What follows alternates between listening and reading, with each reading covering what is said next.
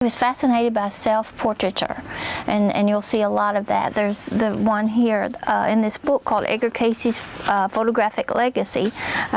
He's taking a photograph of himself in his office in Bowling Green, and so he was a great portrait artist. As you can see from some of the photographs that he took, people said that he captured the person's essence, and so that he was fascinated by the face and the eyes, and he wanted to capture that in their portrait.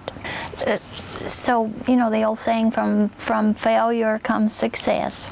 So Cayce started. He was just sort of a very shy, retiring type person, and never could find his niche in life, and so he lost his voice and while he was working in a bookstore, and so from that he thought, well, I'll get into something that won't tax my voice, and so that's how he got into photography. He thought, well, I don't have to talk to people because I can take photos, and so from his failures at other employment, photography came his way, and then and he was a great photographer, but even in photography, he had many failures. So he had a couple of shops here in Bowling Green during the 1906-1907. Both shops burned, and so that is how, from that failure of photography, even though he was very, very good at it, from that failure, always in debt and always looking for money, and then the shops burned, that's how he came to rely more on those psychic abilities. So from the failure of photography came his success as a psychic.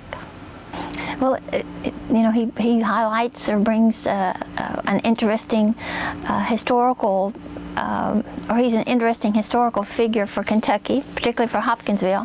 For a long time, Hopkinsville was kind of ashamed of him, but now they've begun to see him as a native son.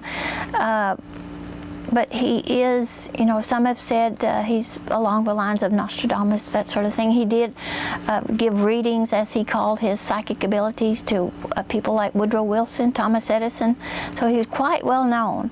But again, he is still a very controversial figure, particularly in Christian circles.